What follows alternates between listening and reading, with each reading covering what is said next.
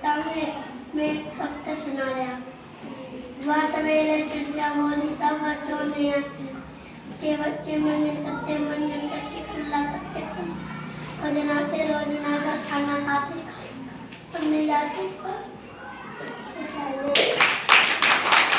बरसा पानी चम चम चम छाता लेके लिख रहा पैर के नीचे खींच रहा है नीचे।